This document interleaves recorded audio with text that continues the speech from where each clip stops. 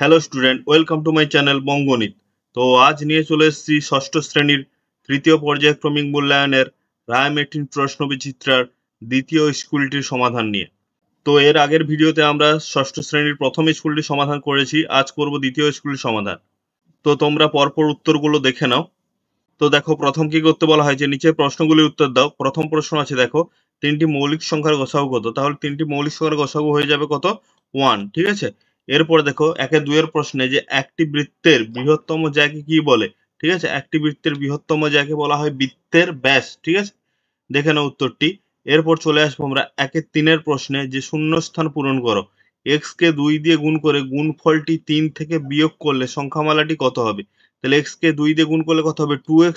এই গুণফলটা কত থেকে বিয়োগ? 3 থেকে বিয়োগ। তাহলে সংখ্যামালাটি পুরো দাঁড়াচ্ছে কত? 3 - 2x। এইটা হয়ে যাবে উত্তর। এরপর চলে আসবো আমরা 1-4 প্রশ্নে যে 1/3 অনন্য কত হবে? তাহলে 1/3 আগে আমরা কি করব? অপ্রকৃত ভগ্নাংশ করব। এবার অনন্য কিরকম হয়? যে লবটা হরে যাবে, হরটা লবে আসবে, অর্থাৎ 5/8। এরপর চলে আসবো আমরা 1-5 প্রশ্নে যে √81 এবং √49 সমান কত? ঠিক আছে, তাহলে অঙ্কটা কি আছে? √81 যুক্ত √49। তাহলে 81 জানি 9 এর বর্গ মানে 9 স্কোয়ার, 49 জানি 7 এর বর্গ মানে 7 স্কোয়ার, 9 যুক্ত 7 কত হবে? 16। তাহলে উত্তরটি হয়ে যাবে কত? 16।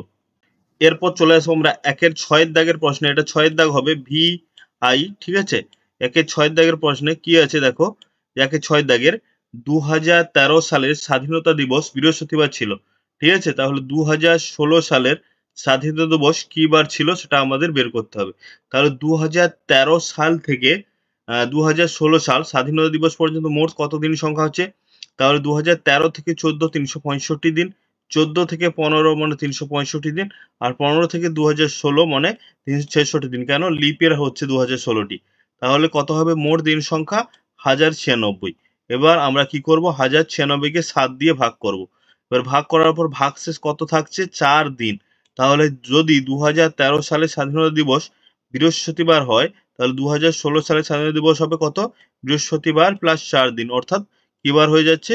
সোমবার হয়ে যাচ্ছে। বৃহস্পতিবার থেকে তোমরা 4 দিন গুণে দেখো, সোমবার হচ্ছে। এটা হয়ে যাবে উত্তরটি। এরপর চলে আসবো আমরা 2 দাগে যে নিচের প্রশ্নগুলির সংক্ষেপে উত্তর দাও।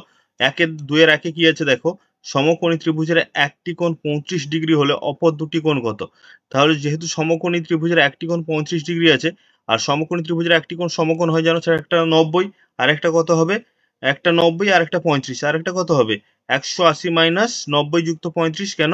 আমরা কি জানি যে একটা ত্রিভুজের তিনটি কোণের সমষ্টি 180 হয়।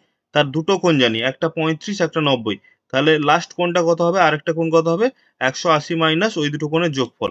তাহলে 180 থেকে ওই যোগফলটা 125 বিয়োগ করলে হচ্ছে 55 ডিগ্রি। এইটা হয়ে যাবে উত্তর। এরপর চলে আসবো আমরা 2-2 প্রশ্নে যে 24,6,108, 24 সংখ্যাগুলি সমানুপাতে আছে কিনা দেখি। তাহলে সমানুপাতে আছে কিনা সেটা দেখার পদ্ধতি কি? আমরা প্রান্ত পদ্মের গুণফল করব আর মধ্য পদ্মের গুণফল করব। প্রান্ত পদ দুটি এখানে কি কি আছে? 24 আর 27। এ দুটোর গুণফল কত হচ্ছে? 648। আর মধ্যপদ কি কি আছে? 6 আর 108। এ দুটোর গুণফল হচ্ছে 648। তাহলে প্রান্ত পদের গুণফলের সঙ্গে মধ্যপদের গুণফল কি হচ্ছে গো? সমান হচ্ছে। তাহলে সমান হলেই এরা কি থাকবে? সমানুপাতে থাকবে। তাহলে সমানুপাতে লিখে দিলাম যে 24:6 সমানুপাত, ঠিক আছে, 108:27। এইটা হয়ে যাবে উত্তর। এরপর চলে আসবো আমরা 2-3 প্রশ্নে। আজ তোমাদের ক্লাসে 7 জন ছাত্র অনুপস্থিত। ক্লাসে মোট ছাত্র 35 জন। আজ মোট শতকরা কতজন ছাত্র স্কুলে এসেছে? তাহলে 35 জনের মধ্যে 7 জন অনুপস্থিত।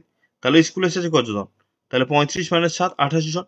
তাহলে শতকরা কতজন স্কুলে এসেছে? তাহলে 35 জনের 28 জন এসেছে। তাহলে 28/35 ইন্টু 100। তাহলে যতজন এসছে বাই মোট ছাত্র সংখ্যা গুণিত শতকরা করতে হলে 100 দিয়ে গুণ। এবার কাটাকুটি করার পর মানটা কত বেরিয়ে যাচ্ছে? 80%। এইটা হয়ে যাবে উত্তর। এরপর চলে আসবো আমরা 2-4 প্রশ্নে যে সমবাহু ত্রিভুজের প্রতিসমরেখা সংখ্যা কয়টি? চিত্র সহ দেখাও। দেখো পাশে চিত্র আঁকা আছে। আমরা যদি সমবাহু ত্রিভুজকে প্রতিসম করি, 3টে রেখা বরাবর প্রতিসম হচ্ছে। এই রেখা বরাবর পরস্পরের সঙ্গে মিলে যাচ্ছে ভাঁজ করলে, এই রেখা বরাবর পরস্পরের সঙ্গে ভাঁজ করলে মিলে যাচ্ছে এই রেখা বরাবর, ঠিক আছে। এর রৈখিক প্রতিসম। তাহলে 3টে রেখা বরাবর প্রতিসম রেখা হচ্ছে, তাহলে এর প্রতিসম রেখার সংখ্যা কয়টি হবে? 3টি হবে। এটা হয়ে যাবে উত্তর। চাঁদার সাহায্যে 63 ডিগ্রি কোণ আঁকো। 2-5 প্রশ্ন, ঠিক আছে, আমরা এঁকেছি, দেখে নাও। এরপর চলে আসবো আমরা 2-6 প্রশ্নে বিয়োগ করো 11 বছর 8 মাস 18 দিন থেকে বিয়োগ করতে হবে কত? 8 বছর 8 মাস 87 দিন। ঠিক আছে, এবার আমরা বছর মাস দিন লিখলাম। ঠিক আছে, প্রথমে কত আছে? 11 বছর 8 মাস 18 দিন, তার থেকে কোনটা বিয়োগ হবে? 8 বছর 8 মাস 27 দিন। এবার দেখো 18 থেকে তো 27 বিয়োগ যায় না, তার জন্য 1 মাস ধার নিলাম দিনের কাছে। এবার দেখো 1 মাস মানে কি? 30 দিন, আর এখানে 18 দিন আগে থেকে আছে, তাহলে 30 8 টোটাল হয়ে যাচ্ছে কত? 48 দিন। এবার 8 থেকে 1 ধার নিয়ে নিচ্ছে মানে কত থাকছে? 7 থাকছে। এবার 7 থেকে তো 8 বিয়োগ যাবে না, তাহলে বছর থেকে আবার 1 বছর ধার নেব। তাহলে 1 বছর ধার নিলে কত হচ্ছে? মাসের কাছে এলে 12 মাস, আর এখানে 7 মাস ছিল, তাহলে 12 সাথে কত হয়ে যাচ্ছে? 19 মাস। তাহলে 19 থেকে 8 বাদ দেব। এবার এখানে 11 বছর ছিল, এখান থেকে 1 ধার নিয়ে নিয়েছি, তাহলে কত থাকছে? আর 10 বছর। এবার বিয়োগটা করলে কত হচ্ছে? 48 থেকে 27 বিয়োগ করলে 21 দিন, 19 থেকে 8 বিয়োগ করলে 11 মাস। ঠিক আছে, আর বছরটা বিয়োগ হলে 10 থেকে 8 বিয়োগ করলে 2 বছর। তাহলে উত্তরটা হয়ে যাবে 2 বছর 11 মাস 21 দিন। এটা হয়ে যাবে সঠিক উত্তর। এরপর চলে আসবো আমরা 2 এর 7 এর প্রশ্নে, যে -35 মিটার নিচে নামার বিপরীত কি হবে? -35 মিটার নিচে নামা এর বিপরীত হবে 35 মিটার প্লাস 35 মিটার নিচে নামা। ঠিক আছে, এটা হয়ে যাবে উত্তর। তো ছাত্রছাত্রীরা, আজকের ভিডিও এই পর্যন্ত। দেখা হচ্ছে পরের ভিডিওতে আরো একটি নতুন অঙ্কের পেজের সমাধান নিয়ে। তো তোমরা যদি এই পেজের সেকেন্ড পার্টটি নিতে চাও, তাহলে অবশ্যই কমেন্ট করে জানাবে। তাহলে এই পেজের 3 নম্বর 4 নম্বরের প্রশ্নগুলো সেকেন্ড পার্টে আমি আপলোড করে দেব।